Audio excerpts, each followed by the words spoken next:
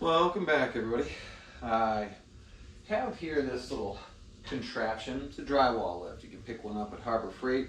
And the purpose for this video is just to show you that you can hang drywall on the ceiling by yourself.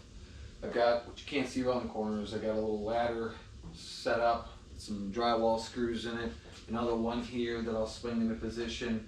Just stage the area a little bit so that you can help yourself do this. But this is basically a three-piece assembly. You've got the wheels, the caster wheels, that'll kick out, main trunk there, and that cross member there. I said you could pick one of these up for about 200 bucks. It's worth way more than that, but once you see how easy it is to use one of these, you'll feel comfortable with being able to hang drywall on the ceiling by yourself as well. So here we go, check it out.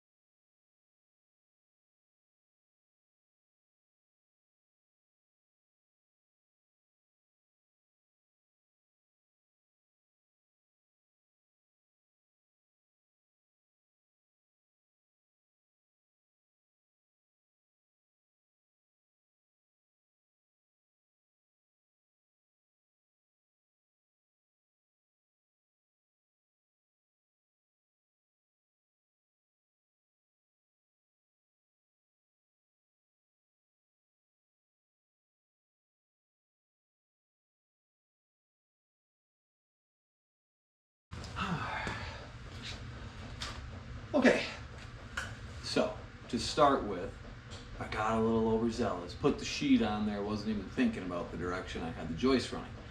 You always want to have the sheet running that hard factory edge perpendicular to your joist. You don't want to have it run parallel to it. You'll have all kinds of problems. This is what you want to do. So that's why you saw me in the beginning kind of, oh, what did I just do? So pull the sheet off, actually cut it. Now what I'm going to do here is pop in my lights as I go here, and I just thought I'd show you. Cool little trick here. So back in elementary school, remember this thing? I always said, teacher, when am I going to use this? Now's the time. So I got this 6-inch, I'm measuring the back side of it, and basically 6 inches is perfect. That clears it. So how, if you don't remember, how you set these things in is half of your diameter, distance across, is radius, and this is set your radius for you. So half that 6, just plunk it on here and measure point to point 3 inches. And I'm going to go pretty tight so that when I mark it, I'm going to use a handsaw, and that always kind of gives you a little bit more around it, so the hole is actually a little bit bigger. So I'm going to go dead on with what it says, and I'm going to go exactly 3, so it gives me a perfect 6. So now it's just having to isolate exactly where I want them. And these are ultra thin, so they're actually able to straddle over one of the joists, which is what I'm intending with this outer row here. So I'll show you that. But wanted to at least stop and give you a what for on a tool from the past and how it's used now. So I will keep you posted.